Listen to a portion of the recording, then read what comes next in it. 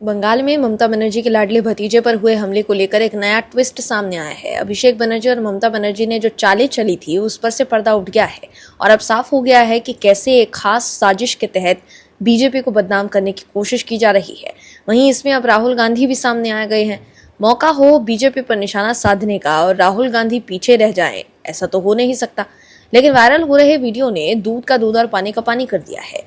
कुछ लोग तो ये भी कह रहे हैं कि सीआईडी से बचने के लिए ये साजिश अभिषेक बनर्जी ने ही रची है। वहीं अब अभिषेक बनर्जी पर हुए हमले के मामले में टीएमसी नेता की गिरफ्तारी से इस मामले में नया ट्विस्ट आ गया है। क्या है पूरी खबर, चलिए बताते हैं आपको इस रिपोर्ट में। दर्शकों, बंगाल में टीएमसी के नेताओं के खिलाफ जनता का गुस्सा फूट रहा है। सरकार जाने के बाद टीएमसी के नेताओं पर हमले शुरू हो गए हैं। पहले साउथ 24 परगना के सोनारपुर में टीएमसी महासचिव अभिषेक बनर्जी पर हमला हुआ और अब हुगली में ममता बनर्जी के करीबी सांसद कल्याण बनर्जी पर भी हमला हुआ है।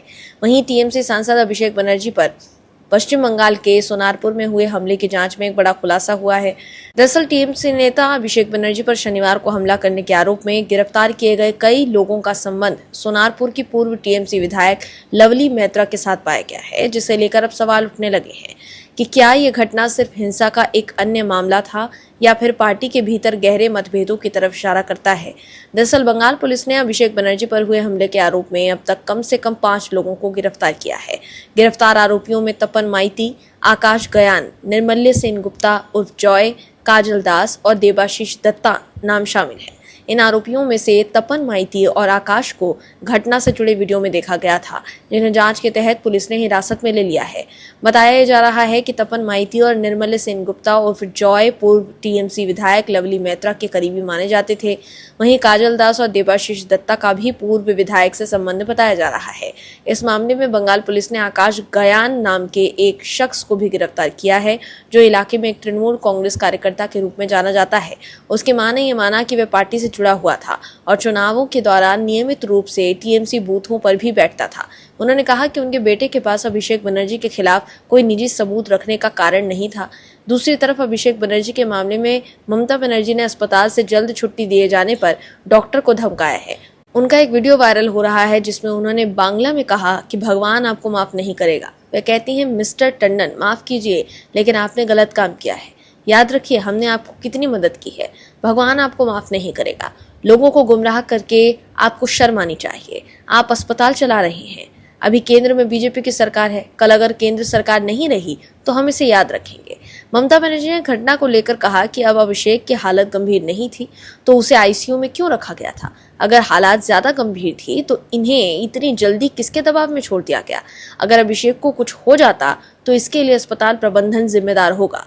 ममता बनर्जी के मुताबिक अभिषेक बनर्जी के शरीर में खून के थक्के जमे हुए हैं और अगर उसने हेलमेट नहीं पहना होता तो उसकी मौके पर ही मौत हो जाती।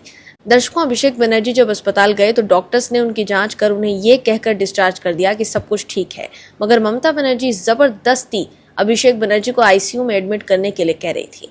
ममता बनर्जी इस मामले पर सियासी ड्रामा करने के लिए अभिषेक बनर्जी को आईसीयू में एडमिट करवाना चाह रही थी ताकि वो कह सकें कि बीजेपी ने अभिषेक बनर्जी को मरवाने की कोशिश की है, मगर डॉक्टर्स ने ममता बनर्जी और अभिषेक की बात नहीं मानी।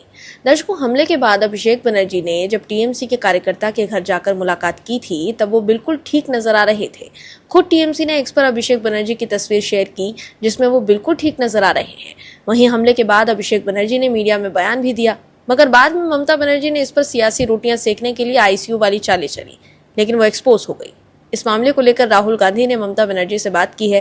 कांग्रेस आईटी सेल की प्रमुख सुप्रिया श्रीनेत ने एक्स पर लिखा है कि राहुल गांधी जी ने मुझे फोन किया था और पूछा था कुछ भी मदद चाहिए तो बताइए, मैं अभिषेक को हैदराबाद में शिफ्ट करवा सकता हूँ अगर इलाज नहीं दे रहे हैं तो। ममता बनर्जी जी। वहीं अभिषेक बनर्जी और कल्याण बनर्जी पर हुए हमले पर बीजेपी नेता दिलीप घोष ने तीखा बयान दिया।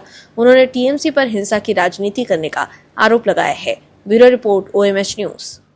आप दर्शकों से विनम्र निवेदन है कि चैनल को सब्सक्राइब जरूर करें